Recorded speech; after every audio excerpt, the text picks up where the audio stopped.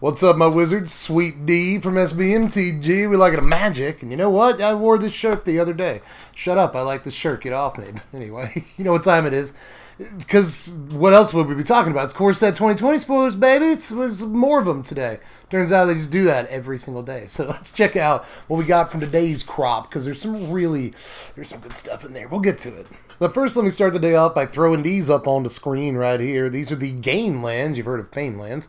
Now we have these. These are now the de facto best budget duels in the format if you're not specifically playing Gates. So that's actually awesome to have these. Maybe the most important ones are Scoured Barrens and Tranquil Cove. Tranquil Cove, kind of good for control decks and such. And Scoured Barrens, good for the same control deck some of the time if you're playing Esper. But especially good in the black-white life gain decks.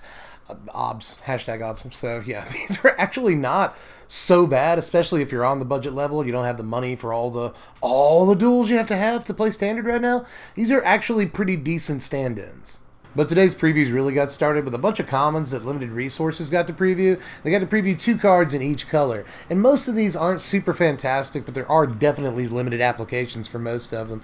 Goblin Smuggler and Lavakin Brawler were the red cards.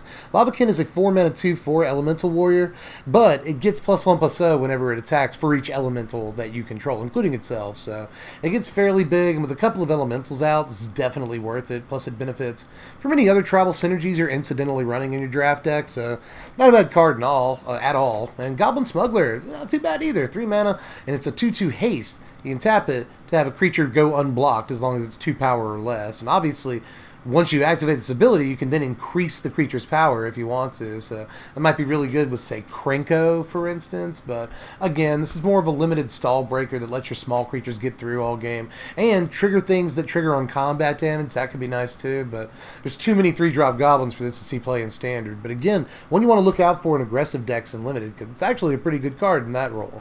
As far as green, we got to see Leafkin Druid and Thicket Crasher. Thicket Crasher is fairly thick. It is just 4 mana for a 4/3 elemental rhino with trample, and other elementals excuse me, that you control have trample, so that's not so bad at all. Just 4 mana, 4 power, trample. That's pretty decent and limited, even though I don't necessarily like the toughness at this mana cost. Just giving all your other elementals trample is really nice gravy, considering all the other elementals that we've seen so far in this set already. There's a million. Leafkin Druid happens to be one too, but you really don't care if you get this trample or not because it's 0/3 for 2 mana. It's an elemental druid. You can tap it for green, and if you control 4 or more creatures, you add 2 green instead, which is actually kind of interesting. This is really one of the cooler looking cards of all the commons that got spoiled in the limited resources preview spectacular, I guess you want to call it. Just having 4 creatures on the battlefield doesn't seem too hard in a tokens deck. Anytime you can hit the condition to make this tap for 2 green, it seems like a pretty good card. Black got Boneclad Necromancer and Blood Burglar. Blood Burglar is like a worse Bishop Soldier, just a 2 mana 2/2 Vampire Rogue, and as long as it's your turn, it has lifelink. So conditional lifelink on your turn, it's not great on a 2 mana 2/2, but it's going to be at least okay in draft as a way to fill out your curve, and it might synergize with any vampire stuff you got going on. You happen to get a Sorin, lucky you. This works at least somewhat well with it on creature type alone. So again, decent filler card for limited, but Boneclad Necromancer is 5 mana, 3 and 2 black for a 3/3 human wizard, and when it ETBs, you may exile target creature from a graveyard. If you do, create a 2/2 black zombie creature token. That's not terrible. You get 2 bodies in limited. The mana cost is a little bit steep, but you might be able to mess with any graveyard stuff your opponent's trying to do. So it doesn't seem too bad at all, and even if your opponent doesn't have like any cards in their graveyard, you probably have a card or 2 to spare. So you're almost always going to get the 2 bodies off of this, but like a 5 mana 3/3 amass 2 isn't necessarily the most impressive thing in the world. So let's move on to white, which got Aerial Assault and Squad Captain. Aerial Assault is just premium limited removal. This is 3 mana, 2 and a white for a sorcery, destroy target tapped creature, and you gain 1 life for each creature you control with flying. So really good card for blue-white flyers in limited, obviously, but it's probably not going to see play in the standard blue-white flyers deck, which is looking like more of a thing every day. We'll get to why a little bit later on in this video, but this card's not super impressive outside of limited, but again, it's removal that you'll play in pretty much any deck carrying white in the limited environment. So keep that in mind. But Squad Captain, squad up. It's this 5 mana, 4 and a white for a 2/2 human soldier with vigilance. Vigilance, and it enters the battlefield with a +1/+1 counter on it for each other creature that you control. So this is just, okay, a fine top deck in a stalemate. You know, both players have like 4 or 5 creatures on the battlefield. This will interplay as a huge thing, so it's even okay if you just have like 3 other creatures out. You know, you get a 5/5 for 5 with Vigilance. So at that point, it's really paid for itself, and it's pretty decent on raid. But all in all, the commons aren't looking so impressive so far. Like, blue got Frostlinks,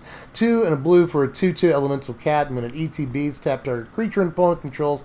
That creature doesn't untap during its controller's next untap step. Well, this is a reprint, and it's pretty cool. It's just, you know, Water Trap Reaver. We get a lot of creatures like this in blue, and in white sometimes as well. Usually the white creatures are 3 mana 2/2s, and when they attack, they tap a thing, so that happens a lot. I'm a big fan of this like freeze ability. I've always been, especially in the limited environment where you're just trying to get through on creatures. This is really decent value, especially considering it comes down in the turns that really matter most in a lot of limited games when you're trying to gain advantage, swing the pendulum your way. So I really like Frostlinks, always have, but again, this is a card that won't see standard play. So let's see if we can find an impressive common from the day. Let's see, here's Winged Words right here. 3 mana, 2 and a blue for a sorcery. This spell costs 1 less to cast if you control a creature with flying. Draw 2 cards. Huh. It's actually good. It's actually really, really very good.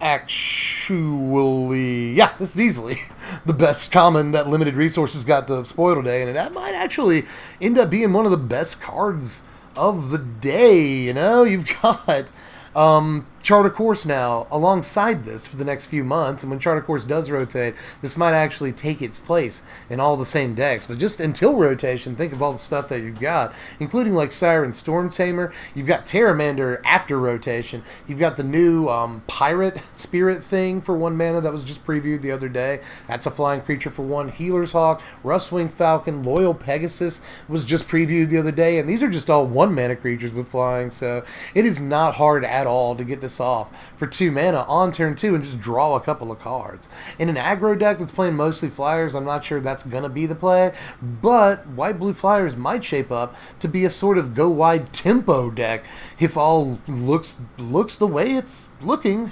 right now. You know, this won't be the only card that blue-white flyers gets today. We'll definitely see something else a little bit later in the video that just makes that deck look so insanely real. But throw this onto the pile, you know, a 2 mana, draw 2 cards. We know how good that is because of Charter Course right now. It's one of the best uncommons in the format, and a few months ago when Mono Blue was king, it may have been the best uncommon in the format next to maybe Curious Obsession. But Charter Course sees play in Phoenix 2 to this day. It's just an insanely impactful card, and even though you don't get the discard upside, quote-unquote, on this card, it's still 2 mana, draw 2 cards, and that's an incredible rate in standard. So if blue-white flyers is real, this card's going to be in it, and this card goes a long way towards making that deck real. This, instead of charting a course, you chart a flight. Yuck, yuck. Dad joke for the video. That knocked that out. That's over. But anyway, don't think we're done with commons for the day. We got some more. Reprints of Evolving Wilds and Murder. Always nice to have these in the format, but really not too much to say about them. But there were some cool commons today. We got Cloudkin Seer, which looks pretty good, and Cheeky Thief. And these are kind of similar cards. The blue one is just crazy. Just 3 mana for a 2/1 flyer that draws you a card when it enters the battlefield, which actually looks really, really, really good to me. Like, indescribably too good, especially at the common level. That's a fantastic card. Not just for blue decks and limited, but like maybe for certain standard decks, I could actually see this seeing some play. I know not everyone's going out of their way to play Skyscanner or anything, but the extra point of power really could mean a lot. This kind of value creature is decent. It's got an evasive ability. It can block and trade some of the time, or just get through for decent damage on subsequent turns. I don't mind this in any way. Mole Drifter it ain't, but it's at least a noteworthy card. As far as Cheeky Thief goes, this is a 3 mana 2/2 human rogue, and whenever it attacks, you draw a card and you lose a life. And people are freaking out about this, mostly because it too is common, and people are like, oh, Pauper.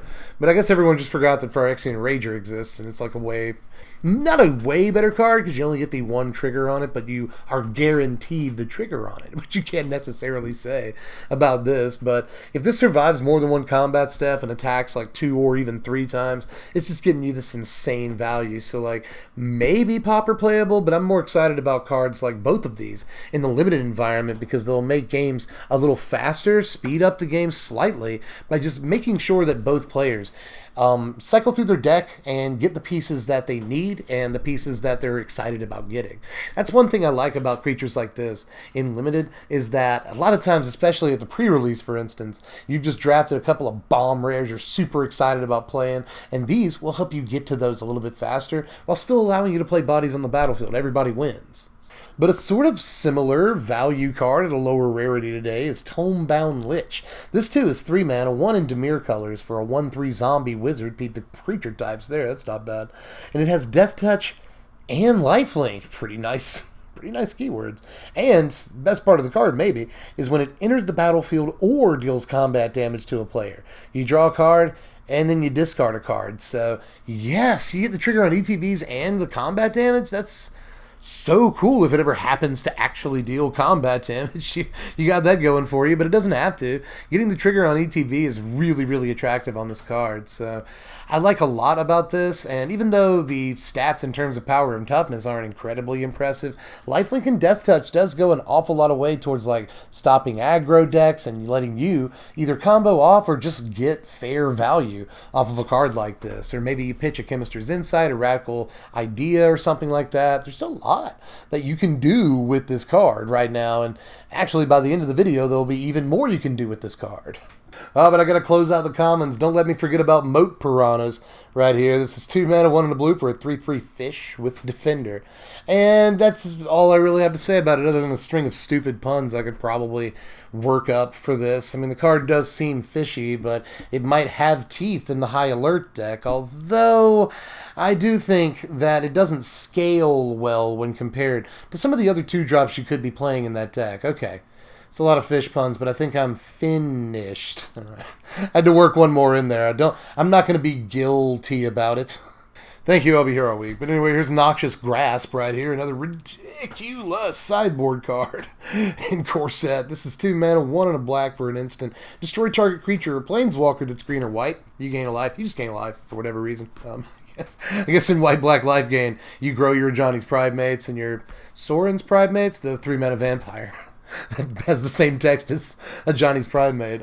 So that's kind of cool, but mostly this just takes out a bunch of Planeswalkers. Teferi's really taking an L in this set. Both 3 mana and 5 mana this takes out because, you know, they're white, and it takes out like Lyra Dawnbringers as well, but green stuff, that's nice. You get to incidentally take out like Nissa, that's cool. A bunch of green creatures you might want to kill right now. Really hot card right here for the sideboard.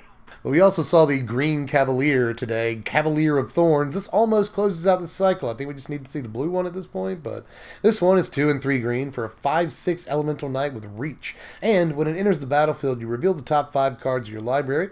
You may put a land card from among them onto the battlefield and put the rest into your graveyard. And when Cavalier dies, you may exile it, and if you do, put another card from your graveyard on top of your library.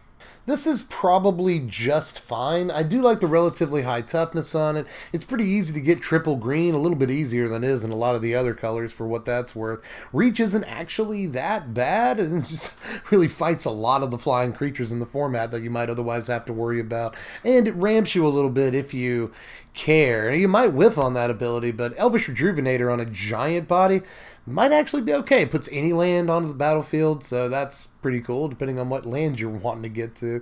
And I do like the Dies trigger, just being able to replace itself with any card in your graveyard. I kind of hate that it puts it on top of your library, but whatever. And I understand why it has to exile. You can't like, loop a couple of these over and over or whatever. So I get that, claws, but at the same time, I'm just not sure the card has the oomph to like really make it, especially in a format where 5-drop is a really highly contested slot. And in a Gruul deck or a mono green deck, there's probably better options to play than this, but at the same time, you know, I'm not going to scoff at both ramp and, getting a card back from your graveyard, especially considering the first ability fuels the second ability. You can't forget that. This puts cards in your graveyard other than the land that you happen to get and put on the battlefield. So not only is it ramp, not only is it a way to recover stuff from your graveyard, but it also puts stuff in your graveyard to begin with, and there's a multitude of reasons you might want to be doing that. So the card looks particularly strong in exactly the right deck, but I'm just not sure what that is. Maybe a lands matter thing, but I'm really not sure how well that thing's come together all in all. But speaking of expensive 5-mana green cards, we also saw Shared Summons today. This is 3 and 2 green for an instant. Search your library for up to 2 creature cards with different names, reveal them, and put them into your hand, then shuffle your library. So, Ignite the Beacon, 5-mana instant speed thing that goes and gets 2 things. But this time, instead of walkers, it's creatures. A little bit harder to cast, only slightly, than Ignite the Beacon, but whatever. This is actually not bad, I guess, especially in combo decks that are looking to search up 2 specific creatures. I guess one of the best things you can say about this is that it's green card advantage. Big Green might actually want this instant speed way to effectively draw 2 of the best cards in your deck if you want to. And note that it plays on curve with something like Carnage Tyrant, so yippee to that for the next few months. Just kind of a sweet card that probably does have multiple applications. I just want to figure out what the best application for it is, because going and getting any 2 creatures for 5 mana, again, at instant speed, is actually pretty dope. So we'll see what happens with this thing. Now, before we get on to my favorite cards of the day, I'm going to go ahead and show you the Planeswalker deck Planeswalkers just real quick here, because none of these are too inspiring. For instance, a Johnny Inspiring Leader is 6 mana for a 5 loyalty Planeswalker. You can plus it 2 to gain 2 life and put 2 +1/+1 counters on up to 1 target creature. You can -3 it to exile a creature, and its controller gains 2 life. That's the best ability on the card right there. Or you can -10 it. That's a lot of minus. Creatures you control gain flying and double strike till end of turn, so just win the game if you have enough creatures. That's not great. Now, obviously, Planeswalker decks, Planeswalkers are not tuned to be good or standard playable, but sometimes they'll surprise you, and we're all waiting on the Planeswalker deck Planeswalker that's finally standard playable. They gotta do it eventually, right? But this ain't it. Neither is Mu Yan Ling, Celestial Wind, even though it's an awesome after comma name for a Planeswalker. 6 mana, all of them are 6 mana, just so you know. 4 and 2 blue for a 5 loyalty Yan Ling Planeswalker. And for +1, until your next turn, up to 1 target creature gets -5, -0. -3, return up to 2 target creatures to their owner's hands. And for -7, creatures you control with flying get +5/+5 till end of turn. So another win the game if you have enough creatures out, so long as they have flying. But this has 2 defensive abilities. It pluses for a defensive ability, just effectively Maze of Ithing a creature, which isn't too bad. And for -3, you can bounce a couple of things, and that's not super bad, especially in this deck, which will probably feature some stuff that you don't mind bouncing to your own hand and repeating an into the battlefield trigger on. So could be interesting, but again, I shouldn't have to tell you not standard playable. And the only reason I keep telling you that is because there's a thing at the end that I want to talk about. But here's Chandra's Flame Fury, the worst Chandra in set. Yuck. This is 6 mana, 4 loyalty Chandra Planeswalker. You can +1 it and have it deal 2 damage to any old target. -2 it, it deals 4 damage to target creature and 2 damage to that creature's controller. Pretty sweet ability there. And you can -8 it to have it deal 10 damage to target player and each creature that player controls, which is a really, really good ultimate. Just so you know, that'll end the game right then and there some of the time. And if it doesn't in the game right there, you just swing and win. So yeah, really good ultimate on this Planeswalker. So I like that about it. And I even like the -2 ability. You can use it twice, theoretically, before Chandra dies, and that's really, really good, considering, too, you get 4 damage to the dome for free at the same time. You kill a couple of creatures. So yeah, that's actually a pretty sweet Planeswalker, but still more Chandra in the set. Least likely to see a standard play Chandra in the set. But here's Vivian, Nature's Avenger. I've had my coffee today. You can tell 6 mana, 4 and 2 green for a 3 loyalty Planeswalker. Woof. And you can +1 it to put 3 +1/+1 counters on up to 1 target creature. You can -1 Aunt Viv to reveal cards from the top of your library until you reveal a creature card. Put that card into your hand, the rest in the bottom of your library in a random order. That is a very good ability. And -6, target creature gets +10/+10, gains trample until end of turn. So maybe one of the worst ultimates, and maybe one of the worst pluses on any of these core, these Planeswalker deck walkers, but boy, is that -1 ability really, really good. And if you do have to +1 every now and again, it's not like you're losing too much value. You're putting 3 counters on a creature, making it huge, even if it started life as a Lawn Elves. So even if you have to +1 it so that you continue -1ing it on subsequent turns, you're not too unhappy with that. Thing starts at 3 loyalty, and that's really, really bad, even for a Planeswalker deck Planeswalker that you're paying 6 mana for.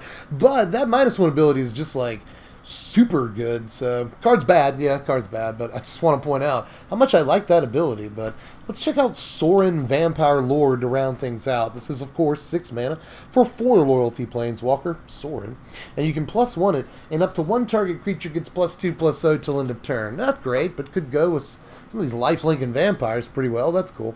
You can -2 it, and it deals 4 damage to any target, and you gain 4 life. Huh. Keep that in the back of your head. And -8 until end of turn, each vampire you control gains tap, gain control of target creature. Whoops. So if you actually do get this ultimate off in a vampire deck, it's backbreaking. Like, that's just ridiculous. That's a crazy ultimate. Just effectively, mass manipulation or really entrancing melody, control magic, all of your guys or all of your opponents' dudes. That's a really tasty ultimate. But really, the main attraction here is the -2, which you can do twice. So this can effectively translate into gain 8 life and kill 2 creatures. That's so good. Any target, you can kill other Planeswalkers with your sword and gain 4 life. If you actually land this against an aggro deck and just start blowing creatures away, gaining a bunch of life back, stabilize real quick that way. And of course, if you land it against a deck where you're not worried about killing their creatures, you just hit them for 8 over a couple of turns. Or like hit them for 4 and then tick it up the next turn. Hit them for 4, tick it up, hit them for 4. Like, you can deal a bunch of damage. And for what that's worth, gain a bunch of life over the course of the game with this stupid thing. So even though it's a Planeswalker deck Planeswalker, and it almost certainly won't see standard play, especially at the rate of 6 mana, which puts it in the same territory as Liliana, and really, which one would you rather play? I still think this -2 ability is really worth paying attention to. I like the kind of reach this can provide. Exactly the kind of deck that wants it. So yeah, this is actually kind of neat. Well, we've only got a few cards left to look at so far today, at least. So let's go ahead and start finishing by looking at the Professor's preview this time around. Sephara Sky's Blade. And this thing is bananas. Completely BANANAS. This is 7 mana, but not really. 4 and 2 white. 3 white, pardon me, for a 7/7 legendary angel. But you may pay white and tap 4 untapped creatures you control with flying rather than pay this spell's mana cost. This thing has flying and lifelink, and other creatures you control with flying have indestructible. This card feels very much like a mythic to me, but it's just a rare. Like, this might actually be pretty sweet and limited, although it's going to be tough to get 4 flying creatures out to actually make this work and get a discount on it. But if you ever actually even just get to play it for its casting cost unlimited, it's going to win. If they don't have a removal right there, it's going to be a problem. But I think this is playable in Standard. Earlier I listed off a whole bunch of 1-drop flyers, and they apply to this deck too. You can get this as early as like turn 3 in that deck, and it ain't even hard jack. Like, I could go through all the lines, but again, I just named like a babillion 1-mana flyers in the format right now, so it's really not tough to get this. Plus, you've got like Hanged Executioner. We saw that card the other day. That gives you 2 flyers on 1 card right there, and the ability, once you do get this down, to spend one of those 2 flyers on exiling a creature and getting it out of the way so you can swing with this for a bunch of lifelink. Like, 1 attack step with this card just puts the game out of reach for most players. It's just absolutely ridiculous. Oh, by the way, it goes in the Angels decks too, in case you wanted to do that. There's a lot of places for the card, from a weird mono-white flyers aggro thing to blue-white flyers to mono-white angels to pretty much any white angels deck with other colors too. It's fine. White-black angels, Mardu angels, red-white angels, whatever you're doing. Oh, and by the way, I haven't even mentioned the last line of text on the card, like even in passing yet. Like in all those angel decks I was just rambling on about a second ago. This makes all of your Lyra Dawnbringers indestructible. That hurts. There's all Resplendent Angels indestructible. It's ridiculous. So, like, God, all of your stuff is lifelink and indestructible if you have this and Lyra out. Just imagine that. It's just unbelievable what this card has the potential to do, whether you're playing it fairly or you're just trying to power it out as quickly as you possibly can. There's so much that this card does. So, Ooh, you might think it's tough to get 4 flyers out, and it could be a little difficult, but it's like one full cycle of Lingering Souls. It doesn't seem that hard. But let's go to the other end of the spectrum and look at Vilis, Broker of Blood. This is 8 mana, 5 and 3 black, for an 8/8 legendary demon with flying, and you can pay a black and 2 life as well, and have target creature get -1/-1 till end of turn. Whenever you lose life, draw that many cards. This is actually very hot. That's a whole lot of mana. Whole lot of mana there, bub, but as we'll see in just a second, it's not really that much mana when you think about it. This is just a really hot card. On its face, kill stuff on the other side of the board while you draw cards. And even if your opponent doesn't have any creatures out, you somehow, you're playing against a control deck or something, you're able to resolve this onto the battlefield because you're just super lucky. Then all you have to do is target this, if you want to. And in that matchup against control, your life total really doesn't matter that much to you. So just swing away at the end of your opponent's turn. Make this thing get -1/-1 like 3 or 4 times. You're spending a good amount of life there. But you're drawing a ton of cards. And there's one thing I've learned from 25 years of playing this stinking game. It's that a life is worth way more, or excuse me, a card is worth way more than a life or even 2. That's not really that much to pay for a whole card, especially when you can activate the ability more than once in a turn. Again, the casting cost is kind of keeping it down from seeing any real play, but once the card is out, it's crazy.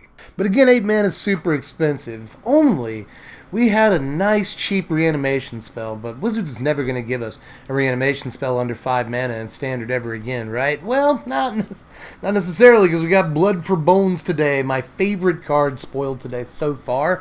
This is 4 mana, 3 and a black for a sorcery. As an additional cost to cast a spell, sacrifice a creature. Return a creature card from your graveyard to the battlefield, then return another creature card from your graveyard to your hand.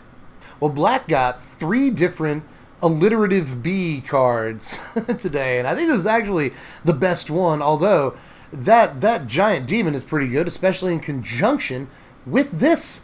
A 4 mana reanimation spell of this caliber looks pretty good, but you're going to need something to actually go search up, out of your graveyard and slap onto the battlefield and laugh at your opponent. And that demon is a pretty good target. But there are a bunch of other good targets in the format, don't get me wrong.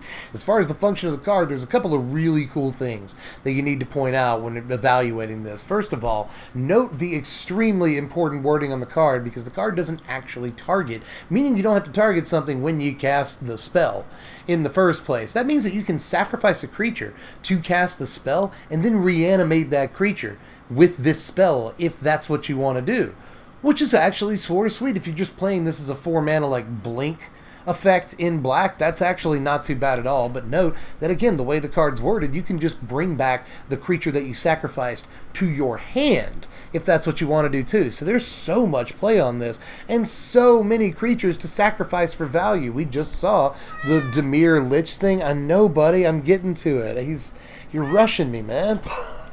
Anyway, we just saw that 3 mana Lich thing. That gets you the value of being able to not only draw a card, but discard a big fat creature into your graveyard on turn 3. And then on turn 4, you cast this, get the fatty out, sacrifice, cast this card, and sacrifice the Lich, and bring the giant thing that you dumped with the Lich on turn 3 into the battlefield. So that's just like crazy right there. Plus there's like Chart a Course in this format. If you want to go Grixis or just black-red, you got Tormenting Voice, a ton of discard outlets in this format right now, plus plenty of creatures that you might want to sacrifice that have dies triggers. There's just so many ways to play this card right now, and a bunch of really juicy reanimation targets. I am not the only person that's been waiting for a while on a really nice 4 mana reanimation piece that's not refurbished. We did have refurbish a couple of formats back, but it just didn't really sate my thirst for a really hot reanimation spell that has like a lot of really, really good targets, and this absolutely does. Cannot wait to build Reanimator in Standard, especially considering it is not too hard whatsoever right now to turn the, quote, downside on this card into a straight upside. I cannot tell you how excited I am for that dumb card. It's an uncommon too, but it's still like easily my favorite card of the day. But let me know what your favorite cards today are so far, at least. I might have to jump back on the mic a little bit later if they preview another, 5-10 cards later on in the day, because for once, I'm actually up at a decent hour. Usually, that's not the case. I'm a night owl, and I'm up until like 6 or 7 a.m. a lot of the time, so I don't wake up until a little bit later. That's why some of these spoiler videos come out at like 11 or 12 at night, but not this one. But that said, if they do put out any more spoilers today, I might have to get back on. So maybe I'll see you later today, and maybe I'll see you tomorrow. Either way, I just hope we meet again. Anyway, if you enjoyed the video, just like the video. If you want to pre-order any of this stuff, singles or boosters from this ridiculous looking set, it's really starting to become the best core set of all time, like for actual real talk, y'all. So if you want to pre-order any of this stuff, just hit the first link in the description.